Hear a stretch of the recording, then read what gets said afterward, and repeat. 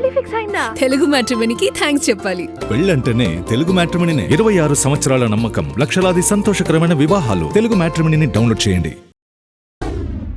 థియేటర్లకు ఆడియన్స్ రావడం మానేశారు అని ఫిక్స్ అయిపోయారు నిర్మాతలు కూడా. కానీ కంటెంట్ విషయంలో మాత్రం ఎవ్వరూ మాట్లాడరు. ఫుట్ ఫాల్స్ పెరగాలంటే ఫ్లెక్సీ రేట్ ఒక్కటే మార్గం అంటున్నారు వాళ్ళు. ఇంతకీ ఈ ఫ్లెక్సీ రేట్ అంటే ఏంటి? దానివల్ల థియేటర్స్కి మళ్ళీ కళ పెరుగుతుందా?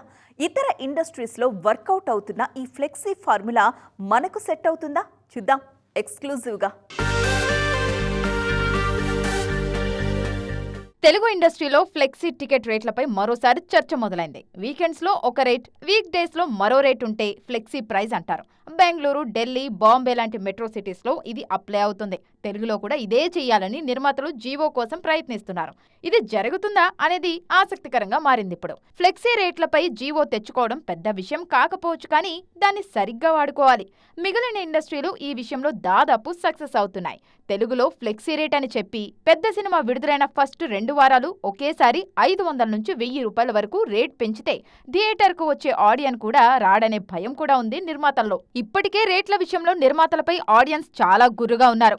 పెద్ద సినిమా విడుదలైతే థియేటర్కు రావడానికి ఆస్తులు అమ్ముకోవాలా అంటూ నిలదీస్తున్నారు. పుష్ప 2, ఓజీ లాంటి బడా సినిమాలకు రేట్లు ఓ రేంజ్లో పెంచేశారు.